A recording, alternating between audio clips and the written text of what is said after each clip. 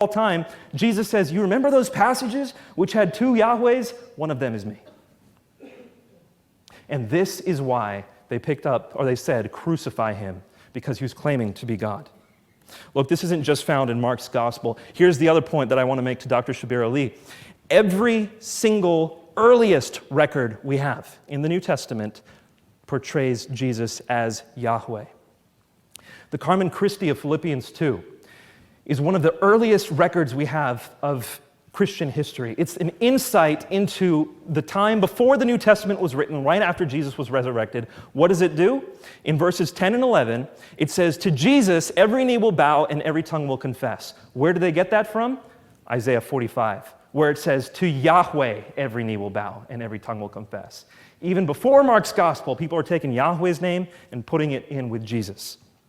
In 1 Corinthians 8:6, we see Paul, and sorry, this is actually pre-Pauline, as Bart Ehrman would argue. He does argue in his new book. The earliest, even before Paul, even before Mark, Christians took the Shema Yisrael, Yahweh Eloheinu, Yahweh Echad, took that and divided that up between two, the Father and the Son. And that's what 1 Corinthians 8:6 is. Why does this matter? I've got just over a minute to explain why all of this matters. The first thing I want to explain to you is that the Trinity is the best explanation for who God is, the best explanation of the biblical data. It's the best explanation of what God has been doing from the time of Adam and Moses and onwards through Jesus. But also I want to say that intimacy with God is the most important, noble pursuit we could ever have. To know that God is a God of true love. Why does this matter? Love is the root of all things we consider good. Look at the names of Allah that we were taught. He's Ar-Rahman, He is Ar-Rahim, He's Al-Wadud. What are these things? They're all relational terms about love, self-sacrifice, graciousness, mercy. What do these things have in common? They all come from love. And the reason why that matters is because according to the Islamic view, the monadic view of Allah, Allah cannot in His essence be love. And why not? Because in eternity past, there was nothing for Allah to love. He could only become loving once He created people, something to love.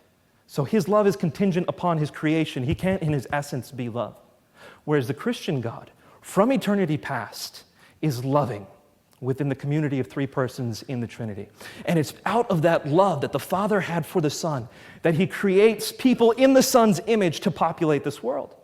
And He sends us into this world to love this world as the Son loved this world, to be willing even to die for the sake of those who are hurting and suffering. That is what the Christian message is. Love is at the heart of mankind, and it's because we've been made in the image of a triune God.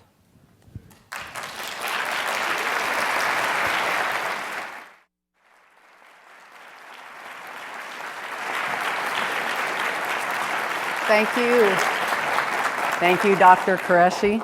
Again, that's Dr. Nabeel Qureshi of Ravi Zacharias International Ministries. And if you're just joining us by radio or by our live video feed, you are listening to a debate between a Christian scholar and a Muslim scholar on what God is really like. I'm Julie Roys, and I'm moderating this debate on the campus of Wayne State University. And now Dr. Shebir Ali, president of the Islamic Information and Dawah Center International, will offer his 25-minute opening statement. Dr. Ali, welcome. You have 25 minutes.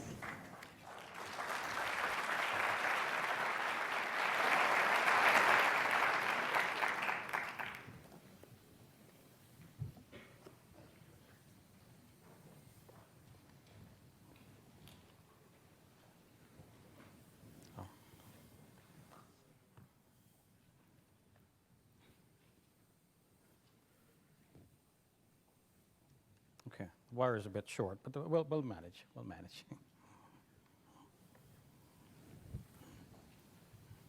I'll have to read going like this. Hello, everybody. I begin by praising God, and I ask Him to send peace and blessings upon all of His prophets and messengers, all of the righteous people throughout time. I ask Him to bless all of us, all of you here tonight. And I want to thank all of the people who made it possible for us to be here. The people, Brandon, he invited me, Ratio Christi, Ravi Zacharias Ministries, Wayne State University. I want to thank the people on the panel who made it feasible for me to be here with them by agreeing to share the platform with me, Julie Roys, Nabeel Qurayshi. And for all of those who I didn't mention, God knows who you are, and with God will be your reward. Now, for the matter at hand tonight, is God triune, or as our Christian friends say, or is he absolutely one? Obviously, Muslims and Christians are divided over this question. But on the other hand, Muslims and Christians do agree on so much. And we must not let our disagreements overshadow the fact that we agree on so much. For example, Muslims and Christians both believe in Jesus. A Muslim could not be a Muslim without believing in Jesus. We believe that Jesus was a prophet and messenger of God. He was one of the great messengers, and that he performed many miraculous deeds. And finally, God raised him up into heaven. And many Muslims believe that Jesus will return a second time. And thus, we have common beliefs with our Christian friends. And I'm hoping that when we walk out of here today, regardless of the fact that Nabeel will win this debate, we will all walk out of this room as friends. Muslims and Christians together make up more than 1/2 of the world's population, and if we can combine our efforts in good, then we can serve ourselves and humankind all the better. There are so many challenges to religion nowadays. There is new atheism on the rise, and there is a rise of immorality and godlessness. There is terrorism and crime of various sorts. We have to combine our efforts to battle all of these and poverty and to help the needy and people suffering throughout the world. So, at the same time, people who organized this event called it together because they felt that it is important that we also discuss our differences so that we get to a better understanding of each other. Hence the topic, is God triune or is he absolutely one? I'd like to base my talk tonight on 3 points. And to make my points easy to remember, I will link each one to the first 3 letters that spell the word three in English. So help me here. How do you spell the word three? T-H-R-E-E. So let's knock off the last 2 E's, and then we have T-H-R. So I'll link my 3 ideas to these letters. The first idea I will link is the text of Scripture. I'll say that's my T. Now, I will say that the text of the Bible in particular favors Tawhid over Trinity. Let me explain to you why. Now, I'll get to this book in a moment, but let me start by saying that, as you know, the Bible is made up of the Old Testament and the New Testament, and Nabeel said a lot about the Old Testament. I want to just pick up on some of those points, though I'll have another opportunity later on to reply specifically to the things that Nabeel said.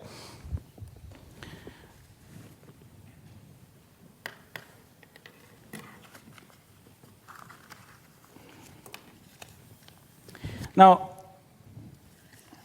in referring to the Old Testament, what Nabeel is saying is that God appeared, and so that proves that it's possible for God to appear, as he has appeared many times in the Old Testament.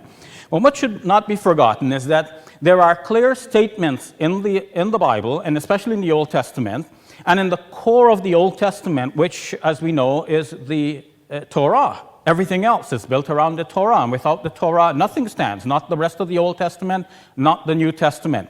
And the core of the Torah is the 10 Commandments, which God took the trouble to write on stones and give to the prophet Moses.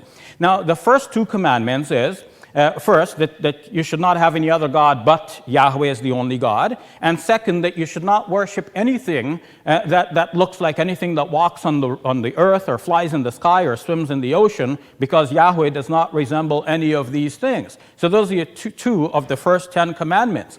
It's given in Deuteronomy chapter 5 and also in Exodus chapter 20. And when Moses became angry and broke the stone tablets, God wrote them for him all over again, as mentioned in Exodus chapter 34. So these must be very important. Now, you cannot take unclear statements and interpret the clear statements in the light of the unclear statements. That's like putting the cart before the horse. I have here a book written by Gregory Boyd in which he defends the Trinity against the arguments of oneness Pentecostals. And it's interesting that he makes the same point. He's saying that oneness Pentecostals are wrong for saying that there is no Trinity. How are they wrong? Many reasons, including that they interpret the clear verses in the light of the unclear one. In other words, one passage tells you something very clearly in a point-blank manner, and you're going to leave that aside for the moment, take your belief from some other hint that you see. You say it looks like Yahweh is like this, and then you come back to the clear statement, and you make that clear statement agree with what you took from some unclear thing. So 10 commandments, very clear. Yahweh is the only God. Don't worship any but him. Don't make any idols. Nothing like you imagine can be Yahweh. And then you leave that aside, and you take some statement that says, oh, Yahweh appeared, and then you think that Yahweh has a certain appearance and a form. But I'd like to introduce you to another book. This book is by Michael Bird and others, who wrote this to defend the Trinity. It is entitled How God Became Jesus. And Michael Bird says that the angel of the Lord is an enigma. Now, who is the angel of the Lord? The angel of the Lord appears many times in the Old Testament. On one such occasion, he appears to Moses, and he speaks as though he is Yahweh. And then on another occasion, as if he's not Yahweh. So who is he? Is he Yahweh or is he not? This is an enigma. And the Christian scholars admit this. Now, you do not take an enigmatic passage like this and then go reinterpret the clear statements. And I feel this is what sometimes people do, and that is a mistake. If we take the clear statements of the Old Testament, there is only one God, who is Yahweh, and he is not a triune God. There is no reason for imagining that Yahweh in the Old Testament is a triune God. Nabeel mentioned the use of the term Elohim and also Echad. Is there a problem? Oh, my cord has been disconnected for somehow. Okay. It's fine. Somebody can resolve that for me, please, and then we'll get back to it. Now, to continue then, Gregory Boyd, in the same book, he mentions some weak arguments that Trinitarians use. While he's defending the Trinity, he's admitting that there are some weak arguments that Trinitarians use, and he's not recommending that we use those arguments to defend the Trinity. On page 66, he summarizes what he has said before by saying, I previously referred to the arguments for the Trinity on the basis of the word for God, Elohim, and the word for one, Echad, as examples of such weak arguments. So, according to a known Trinitarian, those are weak arguments which my friend Nabeel has put forward. And I have to speak politely to Nabeel because, as I mentioned to him just before we started today, when I look at him, I see my children, because Nabeel is of the same age as some of my children. As some of you know now, I have 2 grandchildren already. So I do appreciate Nabeel, and I appreciate the fact that he has come forward to enter this debate on a difficult subject, such as the doctrine of the Trinity. But we're all learning as we go. I learn as well. As I said, I will have a chance to come back to deal more specifically with some of the arguments that Nabeel raised, but I want to deal with something right away that he asked me to answer for. He's saying, when we criticize the Trinity as Muslims, are we failing to take into consideration the fact that Muslims have some idea of a mystery of God as well? And the answer to that is no, I don't fail to take that into consideration. But we should understand when something is a mystery about God and when something is so clear and clearly wrong. For example, C. Randolph Ross, in her book entitled Common Sense Christianity, says that there is a difference between a paradox and the Trinity. She's saying that a paradox is something that you observe and you know it shouldn't have been so. But you observe it. You know this to be a fact, and you can see it happening before your eyes. So some of the examples that Nabeel mentioned from Stephen Hawking, from Richard Feynman, when he talks about energy, and you can go further and talk about quantum physics and the strange world of quantum mechanics. Those are paradoxes that we do observe, and we need some theory to explain those observances. When we're talking about the Trinity, however, we can see that there is a clear historical development. It's no longer a mystery. We can see how it all happened. We can see that there is, first of all, a Unitarian Christianity in the early stages. And then we have a Binitarian Christianity where we have now 2 persons who are God. And eventually there is a Trinitarian Christianity. Now there are 3 persons. So we go from Unitarian to Binitarian to Trinitarian. So that's my second point of my 3. I said we'll talk about 3 points. So my first point was T for text. My second point is H for history. we can see that the Trinity actually developed over time in history, and it's no longer